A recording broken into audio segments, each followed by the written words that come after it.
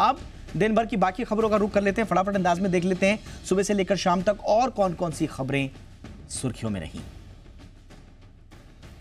केंद्र सरकार ने 25 जून को संविधान हत्या दिवस के रूप में घोषित कर दिया है। सरकार ने इस संबंध में अधिसूचना भी जारी कर दी है। केंद्र ने कहा है कि 25 जून 1975 को देश में आपातकाल लगाया गया था।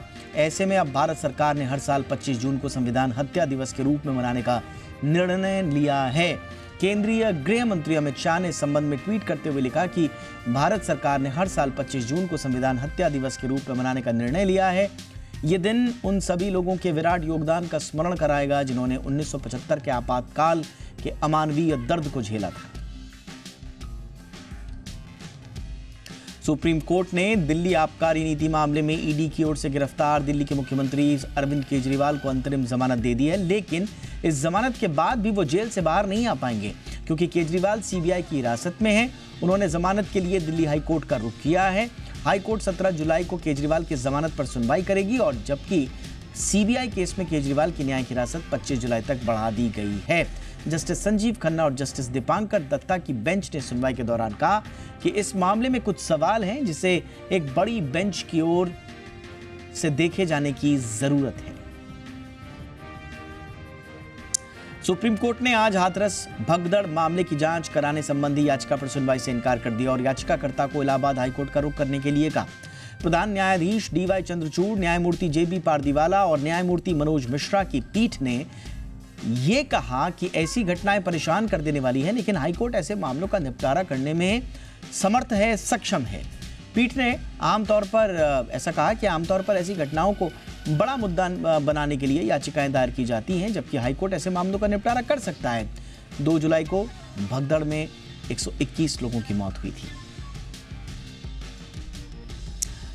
स्वाति मालीवाल मारपीट मामले में अरविंद केजरीवाल के पीए विभव कुमार को बड़ा झटका लगा है। दिल्ली हाईकोर्ट ने विभव कुमार की जमानत अर्जी खारिज कर दी है। अदालत ने कहा कि विभव कुमार को अगर जमानत मिलती है तो उनके द्वारा सबूतों के साथ छेड़छाड़ और गवाहों को प्रभावित करने की संभावना से इनकार नहीं किया जा सकता। हाईकोर्ट ने कहा कि विभव कुमार भले ही केजरीवाल के पर्सनल सेक्रेटरी हो, लेकिन उनका रसूख बड़ा है और वो एक प्रभावशाली व्यक्ति हैं। फिलहाल विभव कुमार न्यायिक हिरासत में जेल में बंद है। उन्हें 18 मई को गिरफ्तार किया गया था। दिल्ली में पानी की किल्लत पर बवाल के बाद अब बढ़े हुए बिजली के बिल के दामों को लेकर बीजेपी दिल्ली सरकार के खिलाफ विरोध प्रदर्शन कर रही है। आज बीजेपी ने दिल्ली सचिवालय के सामने विरोध प्रदर्शन किया। इसमें बीजेपी दिल्ली प्रदेश अध्यक्ष वीरेंद्र सचदेवा और उनके अलावा पार्टी के नवनिर्वाचित सांसदों ने हिस्सा लिया। इस दौरान बीजेपी नेता और कार्यकर्ताओं ने आम आदमी पार्टी के खिलाफ जमकर नारेबाजी की। आपको बताएं कि बिजली कंपनियां power purchase adjustment charge PPAC लगभग 8% तक बढ़ने वाली। इससे बिजली के दाम बढ़ जाएंगे। यह बढ़ोतरी 3 महीने तक रहेगी। विरोध प्रदर्शन के दौरान दिल्ली पुलिस ने वीरेंद्र सचदेवा समेत कई बीजेपी नेताओं को हिरासत में ले लिया। सुप्रीम कोर्ट ने हरियाणा सरकार को शंभू बॉर्डर बंद रखने पर फटकार लगाई है। कोर्ट ने कहा कि रास्ता बंद नहीं किया जा सकता बल्कि नियंत्रित किया जा सकता है। शंभू बॉर्डर 13 फरवरी 2024 से बंद है, जिससे पंजाब के किसान दिल्ली कूच नहीं कर पा रहे थे। कोर्ट ने हरियाणा सरकार को आदेश दिया है कि बॉर्डर खोलें और किसानों को चिकित्सा, खाना, पानी की सुविधाएं मुहैया करवाएं। इस मामले में 19 जुलाई को सुनवाई होगी।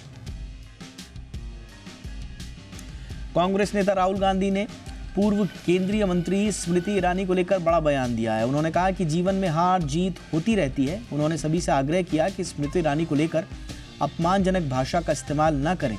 राहुल गांधी ने दूसरे नेताओं के खिलाफ भी आपत्तिजनक भाषा और बुरे व्यवहार से बचने की सलाह दी है। बता दें कि लोकसभा चुनाव में केंद्रीय मंत्री स्मृति ईरानी के KL शर्मा से चुनाव हार जाने के बाद उन्हें ट्रोल किया जा रहा था।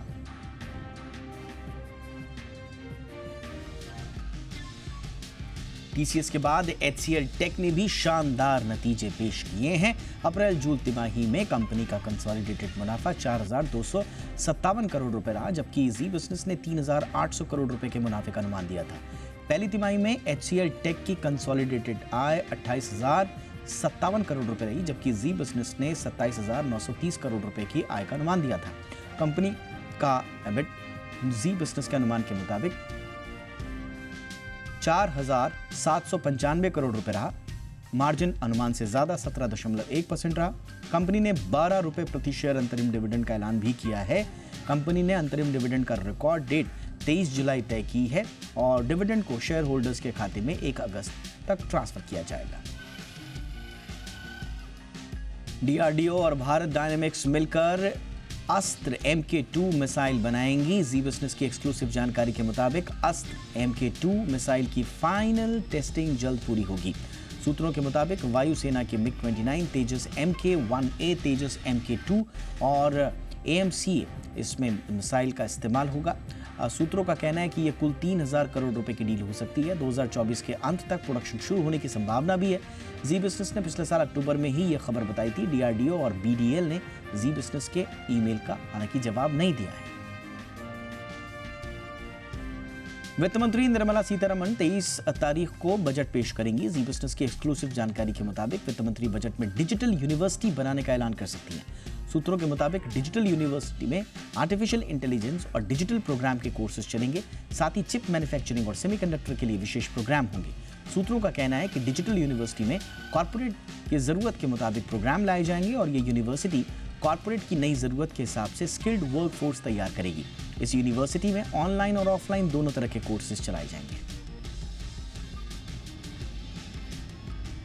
मॉर्गन स्टैनली ने ऑयल इंडिया को अपग्रेड किया है। मॉर्गन स्टैनली ने ऑयल इंडिया के शेयर के लिए ओवरवेट रेटिंग बरकरार रखी है और लक्ष्य 497 रुपए से बढ़ाकर 663 रुपए कर दिया है। मॉर्गन स्टैनली का कहना है कि यह शेयर ज्यादा बुलिश हो गया है क्योंकि कंपनी का गैस उत्पादन हाल ही के दिनों में 2 गुना हो गया है। मॉर्गन स्टैनली का यह भी मानना है कि ऑयल इंडिया की आय 2029 में 2 गुना हो जाएगी। पिछले 1 साल में ऑयल इंडिया की शेयर की कीमत 262% मजबूत हुई है। अमेरिकी इन्वेस्टर इन्वेस्को ने फूड डिलीवरी प्लेटफॉर्म स्विगी की वैल्यू में कमी की है। अमेरिकी रेगुलेटर SEC को दी गई जानकारी के मुताबिक 30 अप्रैल तक स्विगी में इन्वेस्को की हिस्सेदारी $219 मिलियन थी, जो पिछली तिमाही की $220 मिलियन से कम थी। इसका मतलब यह है कि स्विगी के लिए $12.3 बिलियन की वैल्यूएशन इन्वेस्को की पिछली वैल्यूएशन $12.7 बिलियन से कम है। इस मार्कडाउन के बावजूद इन्वेस्को के लिए स्विगी की कीमत 2022 की तुलना में ज्यादा है। आपको बता दें कि स्विगी IPO लाने की तैयारी में भी है। एप्पल ने पेगासस जैसे संभावित स्पाईवेयर अटैक को लेकर आईफोन यूजर्स को एक बार फिर आगाह किया है। कंपनी ने दुनिया भर के 98 देशों के आईफोन यूजर्स के लिए चेतावनी जारी की है। इन देशों में भारत भी शामिल है। बीते 10 महीनों में यह दूसरा मौका है जब एप्पल ने इस तरह के स्पाईवेयर अटैक की वार्निंग दी है। रिपोर्ट्स के मुताबिक एप्पल ने यूजर्स को चेतावनी में कहा है कि आपके आईफोन को भाड़े के स्पाईवेयर के जरिए टारगेट बनाया जा सकता है। दूर दराज बैठे हुए हैकर्स एप्पल आईडी के साथ आपके आईफोन में सेंधमारी कर सकते हैं।